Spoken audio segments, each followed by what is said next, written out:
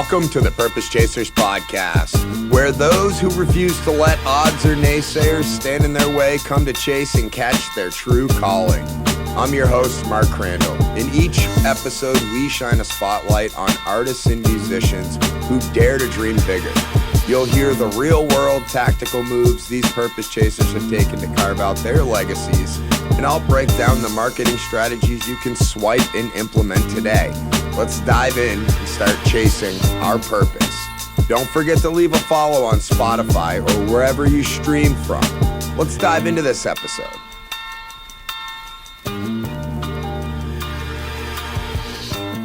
Welcome, everybody, to the Purpose Chasers podcast. I'm very, very excited and also super emotional. This is the first time I've shot a face-to-face interview in a setting that was outside of my home.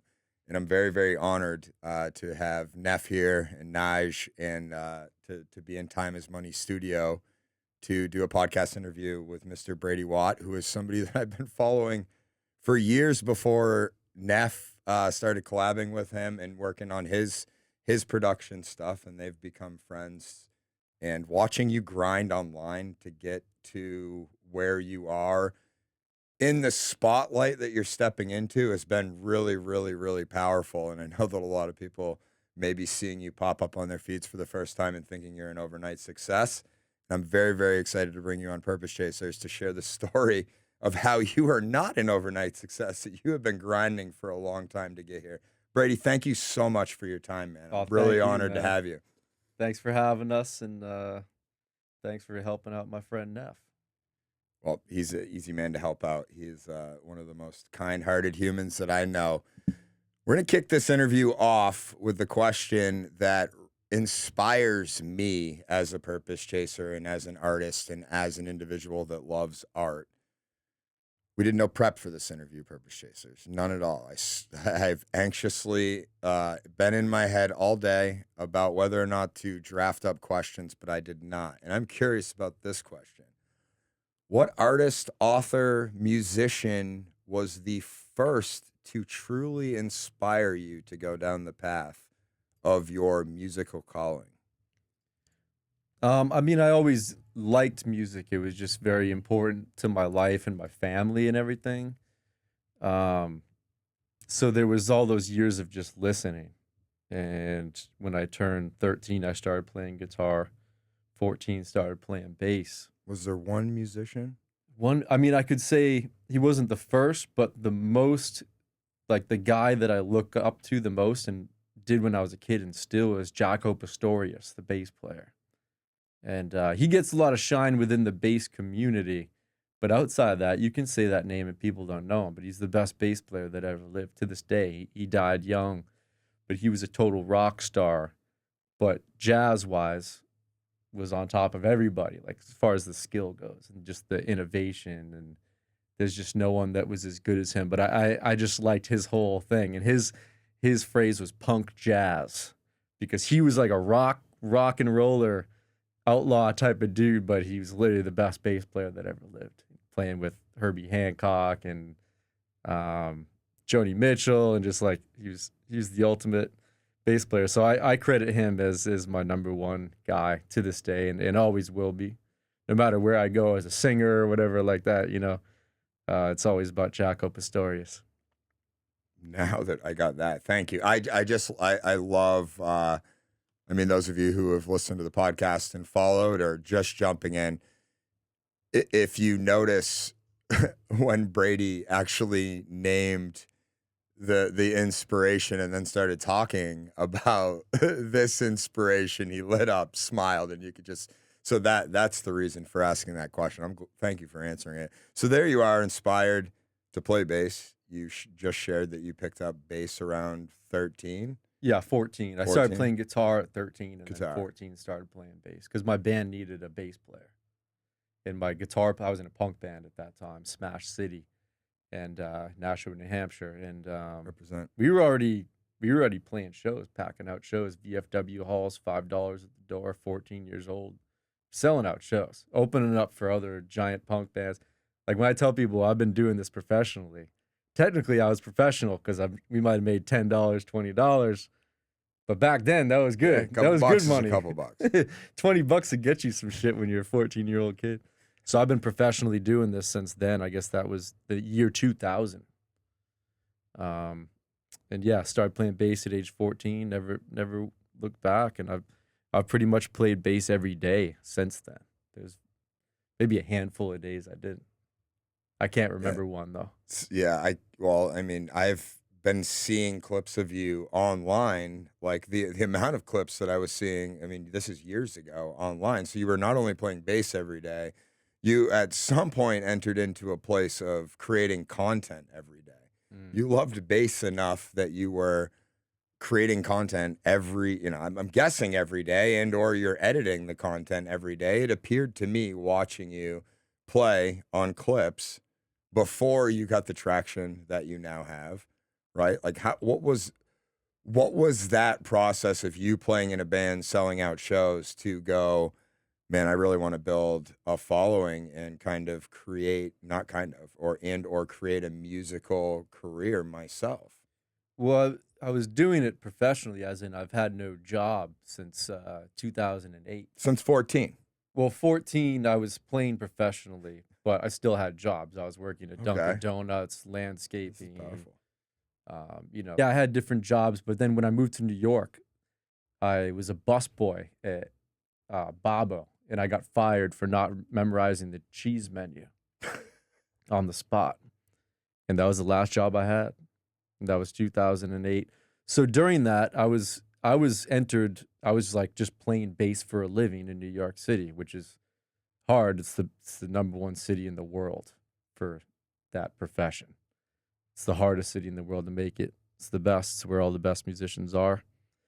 You can ask anyone that. I mean, LA is as well, but LA, they love New York. They're like, oh, you from New York? Oh shit! You go over there, you got mad respect. And yeah, so I was answering Craigslist ads and just gigging for a living. And somewhere along that line, YouTube came about around then, MySpace, stuff like that, Instagram. I've seen all types of apps come and go. And I remember I downloaded Instagram when I was on tour, the Hip Hop and Love tour with Murs, Ski Beats, and the Senseis, that whole movement. And we had 53 shows in 60 days, and I downloaded Instagram on a tour bus with 14 rappers in Nebraska. I remember downloading it because they had like cool filters. So then the Instagram evolved, but people think they're like, oh, you got big on Instagram, but I was like on the road long before this. So I was a professional freelance musician, artist, but then I integrated social media into it. I was naive. I mean, you just corrected me on my own podcast. Like I was under no the one knows assumption that, I was you know? under the assumption that you had the following and then you Oh, started long touring. before. Yeah, Yeah. I was a professional musician long before social media. I remember when Twitter came out, and I was with Ski Beats, and he got a Twitter. I was like, oh, I should get that. Started talking. That's when like we were working with Currency, making Pilot Talk 1 and 2 when Twitter came out. So yeah, we integrated that. And it's like social media is synonymous with releasing your music now, but there was a time when it didn't exist. But now we're pretty much beholden to the social medias. So like we were saying earlier, you got to have a lot of discipline because we use this thing to get our word out. That thing is also very addictive and very distracting. So you got to separate from it. I do a lot of my plotting not looking at that. I'll come up with an idea. It's toxic too, man. It's horrible. I'm 3 swipes away from needing a counselor. Oh, it's horrible. It's just like I don't even know if what's you look going at on that up in the there some morning, days. it's gonna fuck your whole day. Oh up. yeah, you just don't know what you're gonna get. Yeah, I don't look at it. I like I was saying, I don't got it on my phone. No offense, like I got mad followers. No offense to them, but like for me, like I don't use it. It was great coaching for me when you said you do your recordings, you chop your stuff up, and you post it and forget about it. Yeah, and I don't delete look the app back. again. And then sometimes I'll go on for an hour on my desktop, respond to a bunch of fans. I get mad DMs all the time, respond to people, and then I'm out. But that's me now. That took a while to get to that. And now I'm doing like really produced stuff, bass and bars, records. That's all I post. I don't really do the in between. I mean, sometimes I'll chug a beer in front of Madison Square Garden for Wu-Tang and be like, oh, I should post that. That's funny. You know what I'm saying? It was funny. It was just I mean, that Neff was and I talked about it. I on don't the know way why, over. but I just felt the need. So I do that and then I delete the friggin' app again. It's not hard. It takes like 30 seconds to download. So just you gotta have lines, bro, or else your mind, your consciousness will just get stretched into the abyss. But what we're really doing is creating meaningful things with plans. And that's separate from social media. Do that there, and then when it's ready, then you go on there and you release it. So you shared very, very nonchalantly about how you were playing gigs in New York. I don't know you like a deep relation. I don't have a deep relationship with you as I do Neff. So I know Neff's move to New York, and I know the ins and outs of all the things that he was doing at 3 a.m. So I can only imagine what playing gigs in New York looked like. Can you talk through the relationship build to get, because obviously you grinded to work to build your platform to get the leverage of social media to now get to the place that you are where, I mean, you're doing bass and bars and sitting down and talking with like some of my not like you pretty much I haven't poked and asked anything, so I don't have anything to leak here, but like all like so far like my all-time favorite hip hop artists, and you're interviewing them in really, really amazing ways and showcasing them through what I believe to be just a sideways musical blend. The way that you have mixed your bass into a semi-acoustic hip hop blend is really, really powerful and risque. Can you talk through the progression of the relationships that lead to you doing bass and bars and like in New York to where you are now? Yeah, a lot of the time the answer, and I think that every individual has a calling that if they are able to really delete all the crap around them, that there is a way, there is a path to being very successful at whatever we do, just because of everyone's very unique.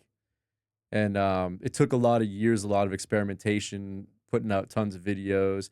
I wasn't interested in being in front of the camera at all until like way later. I was very happy building songs for artists. That's what I wanted to do. I wanted to be a session player and a producer. But I was always really good at performing, man. Like I'm supposed to be on stage. I'm supposed to be in front. So eventually I was like, let me just do this. And I was done waiting on people. I'm like, let me just take the bull by the horns. The same reason why I started singing. Because I'm like, I'm good at this shit. Let me just do this. And then I have more control over these compositions I'm spending all these time on rather than dishing it off to dude texting to someone to maybe rap on. You know what I mean? Which I still do, but I'd rather just do it myself.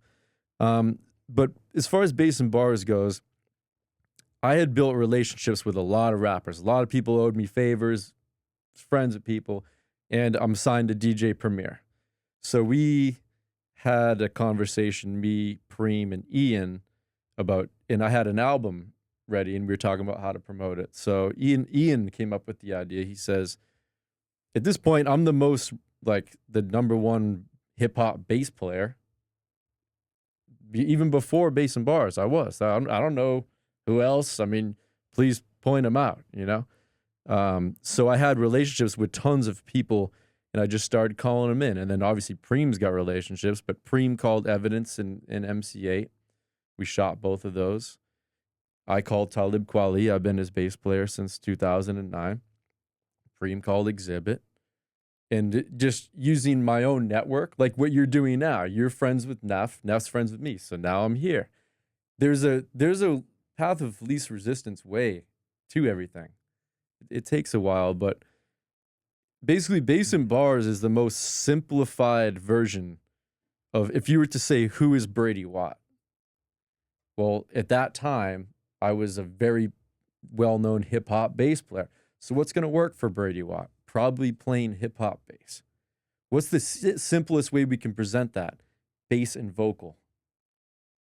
And then guess what? First episode went viral. Second episode went viral. Third did. Fourth, fifth, sixth, all the way up now number 71. If it works, you keep doing the shit. A lot of people, they'll hit something, then they'll totally switch their formula, and that's how they fuck up. That's how you get a lot of one-hit wonders because of that. They start thinking they're a genius. They want to write Bohemian Rhapsody, even though they when the Baja Boys went, you know what I'm saying? Like, you have a hit record, it's like, keep doing that. So that shit worked, and it's now it's like, of course it worked. But like I was saying before, everyone has their lane, and I was able to do it, and it makes sense. You said you said a lot in that, and you said there's always a path of least resistance. And you subtly said, but it takes longer. And then you Yeah. moved on. And the path of least resistance that you're talking about is the relationship plays. So you're talking about you called in on your relationships and your network called in on their relationships. And Right. now your relationships have led to 71 episodes of viral podcasts. And thank you for saying what you said. If something is working, keep doing it, right? Yeah. Like you just simplified a formula for something Bro, that is all humans are overcomplicating their lives. All of us. It's human nature because you want shit. Like, you get somewhere and then the goalpost moves. Classic. And it's cool because you're supposed to evolve. But if you want to succeed, there's ways like around all of us. Like, hypothetically, there's a way I could make $1 million right now. You know what I'm saying? Like, game theory shit. Like, I could go to Manhattan, just in theory. There's just a way to anything. And there's ways to simplify that route. But it takes a while, and it takes experimentation. I could have done that and it didn't work, and I would have just kept doing other shit. With the singing thing, I did a song with Papoose and Wiz Khalifa where I produced the song. I sang the hook, but then they ended up keeping the hook because I sang the hook as a demo for someone else to sing. But then we kept the hook. Then I was featured on the song as a vocalist, and I produced it. So I owned like a lot. I owned a lot of that song. I did the whole goddamn song. I played every instrument. The song comes out, gets on Netflix. We get a bunch of money. I'm in the music video singing, looking like a fucking rock star. So I kept doing that. You know, it's just, and I wouldn't have expected that. I never intended on being a singer, but it worked. And then I kept going, and now I'm like fucking rocking Red Rocks, dude, singing. 50,000 people. It's crazy. My mom's even like, she didn't see that one coming. She's like, you were never really interested in singing. I'm like, I wasn't. But my mom always said, you're good with words. She was like, you need to be writing the lyrics too, because you're good with words. She was right about that. So can we? So I do want to talk about it because it brings a high level of nostalgia for me to talk about you just going on, just getting off tour with O.A.R. Yeah. What was it like for you as a aspiring musician who's grinded to get? I'm not saying that you haven't played massive stuff, Brady, because you have, and you produced some large stuff as you've talked about. But what was it like playing with such a large band in front of massive crowds, which I don't know this, but I would assume you're a fan of as well. Yeah, It's I a mean, lot of the music. I got hip to O.A.R. probably age 15. I mean, that was a little bit after my punk rock days. The Napster days was when I get hip to them. I think my cousin Rob probably put me on, or my older brother loved Crazy Game of Poker, all that stuff. And that was when I was still getting good at playing music. So I learned all of it on guitar, and they're just a great band. I love Dispatch, another just really prolific group. New England, like that. These groups were huge when we were kids.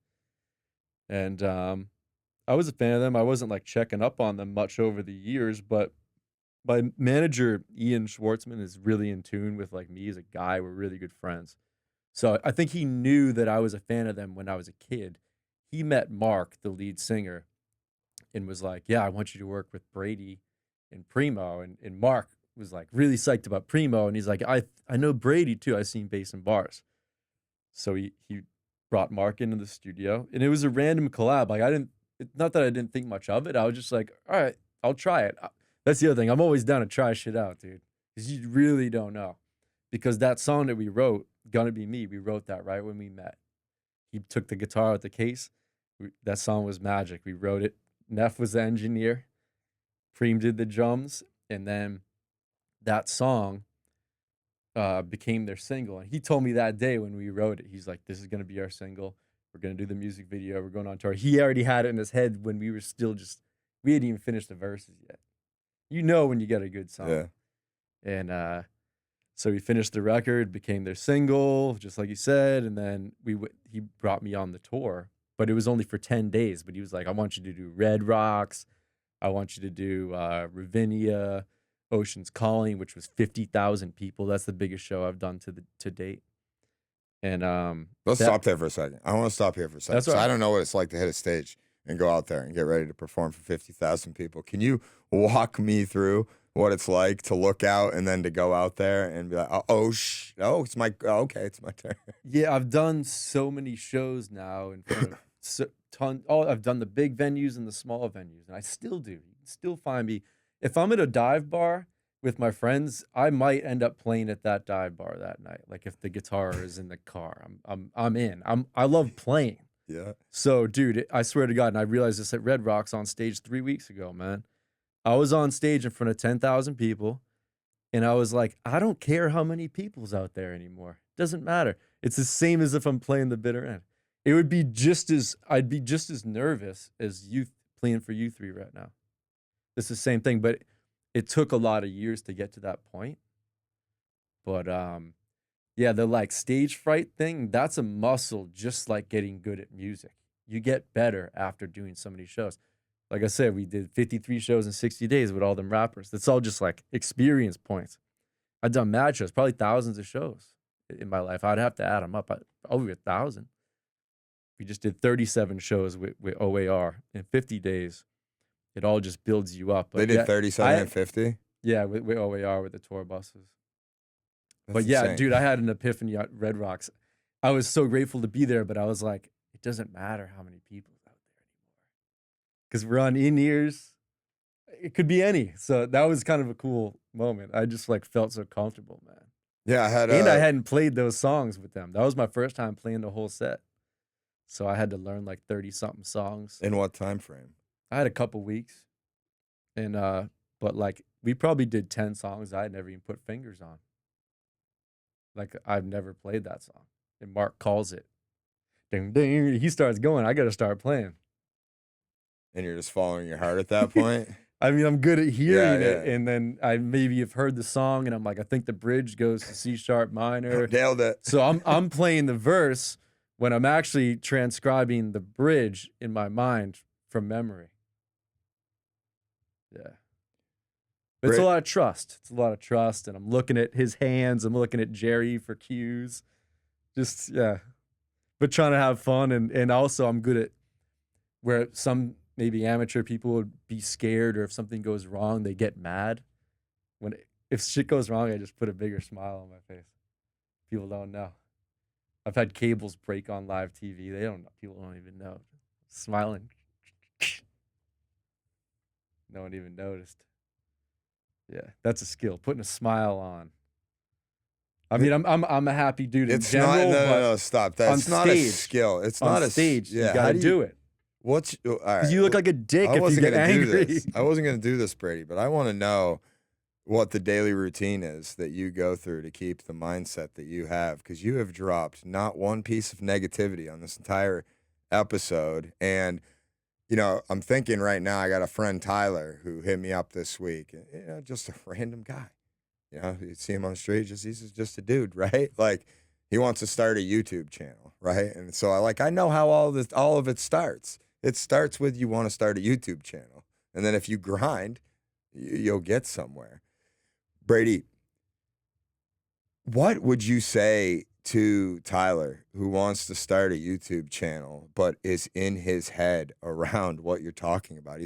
He's worried about whether or not one person will subscribe. You're out there looking at an audience of more people than you can count, and you're saying to yourself, it doesn't matter how many people are out there. I'm just here to play. Can you share a message with Tyler? Yeah, man, other people's opinions, it just doesn't really matter to you, man. And it's not like an attack on those people. It's just to us, like, first off, we're humans and we have an expiration date, bro. We ain't gonna be here forever. And then it's really not gonna matter.